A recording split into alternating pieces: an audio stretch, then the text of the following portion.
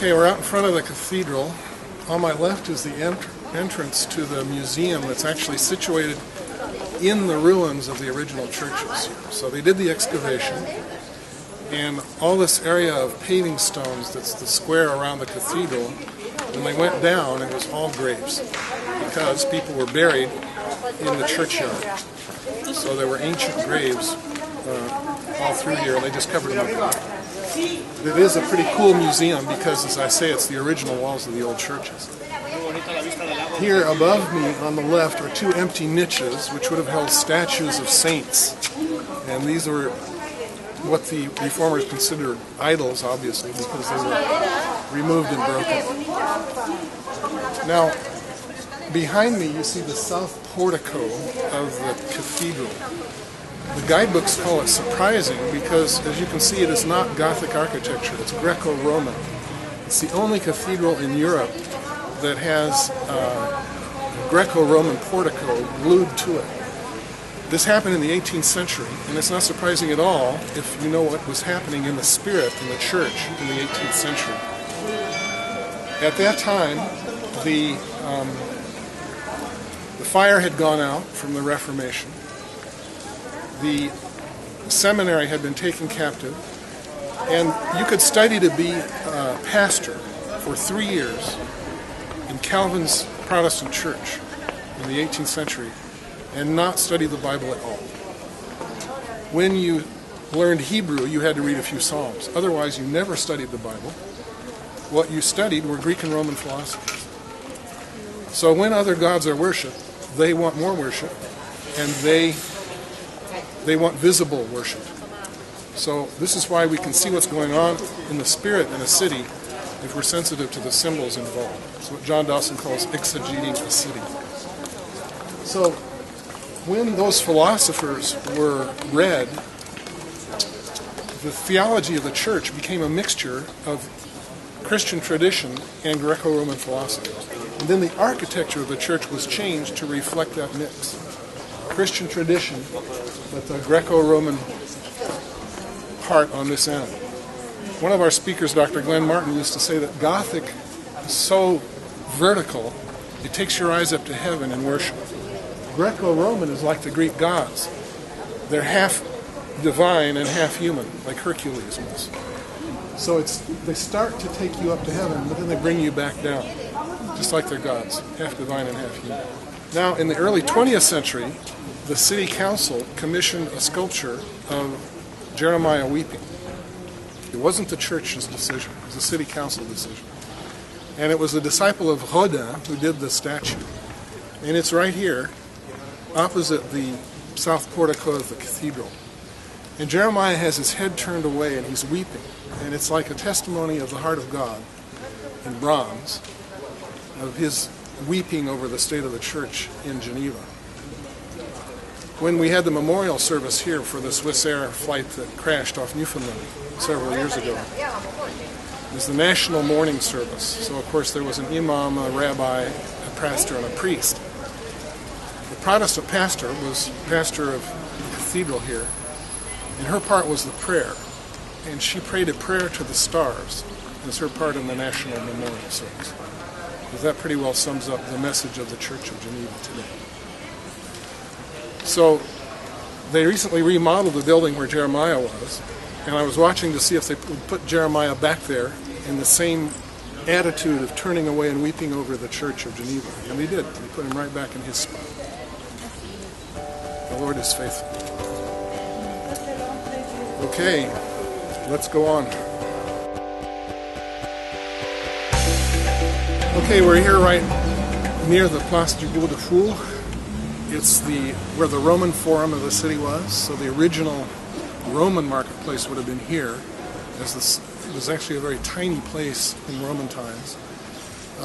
But as it grew, that's when the market moved down to the Place du Moulin, where we started out our tour. Behind me you see a row of 16th century houses. And the reason we're looking at them is that if you examine the architecture, you see that on several of them, the top story is a different type of architecture. It's not just the traditional top story, it's a different type. It was added at a later time. And the reason for this was that these families wanted to welcome refugees. But Geneva was so small before the Treaty of Vienna that there was no place to build any more buildings. So they added a story onto their houses to be able to welcome a refugee family. So for some reason, all of the houses in Europe stopped at that level. But these then became the tallest residential buildings on the continent because of the desire to welcome refugees. A French non-Christian sociologist has traced the prosperity of a nation. One of the things that will lift the prosperity of any nation is its welcome of refugees. And I'm sure that that's one of the reasons for the ongoing prosperity of the United States, is that we continue to welcome more refugees every year than all the other nations of the world combined. So there is a measure of blessing on the nation because of that. Okay, we're heading down the hill.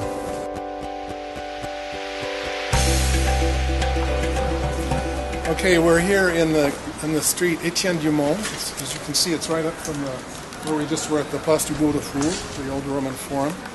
And we're stopped here in front of the house where the printer of Voltaire set up shop.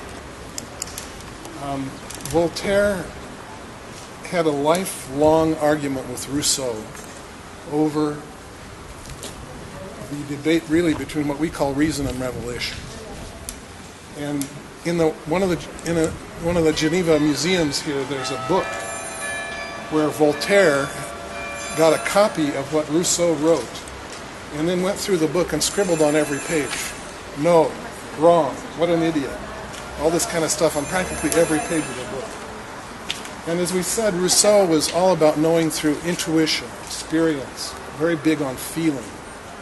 We used to say in the 60s, in my generation, if it feels good, do it. Well, Rousseau was one of the first ones to organize his life around that principle. We didn't invent it in the 1960s. So, Voltaire was the prophet of the whole age of reason, what we call the Enlightenment, modernism. And postmodernity is the reaction to that 18th century way of knowing. But as I mentioned, Rousseau is the godfather of postmodernity. He was already saying these things and arguing with Voltaire about them right there. So we have, it's no coincidence that we have on the same little hilltop, Calvin being born, his team forging that mantle of apostolic authority, Rousseau being born, picking up that mantle in the early 18th century, Voltaire moving here from Paris because he couldn't go back, and all the editions of his encyclopedia were printed here starting with the second edition. He taught the nations that the way of knowing was through reason, through logic, through science, through building reasonable institutions. And this is what Rousseau was reacting against. Now, when postmodernity came in, most people date it at 1989. Through the 90s, we were having the same questions. How do we know? How do we know we know? What is reality? And the most popular television show in the 1990s was X-Files. And it ran for 9 years. The creator of it said it's all about epistemology. In other words, the science of knowing. And the debate every week was between the scientist, Scully, the medically trained doctor who had a reasonable explanation for everything, and the Mulder, the FBI guy, who believed in the supernatural, in extraterrestrial beings. And they had this ongoing argument every week for 9 years that the entire world watched. This show was translated even into Asia because those were the questions we were asking. How do we know what's out there, and how do we know that we know? Of course, the Greeks came up with this debate first, as they did with everything. But we find a clear little example of it, a beautiful example in the Bible in John chapter 12, where Jesus is praying. And at the end of his prayer, he says, Father, glorify your name. And a voice comes out of heaven and says this, I have both glorified it and will glorify it again. And the text says, I believe it's John 12:29, the crowd said, it thundered. In other words, the majority of the group that was there were influenced by that Greek thinking, and they had a rational scientific explanation for it. Oh, did you hear that rumble? Oh yeah, it was thunder. It must be going to rain this afternoon.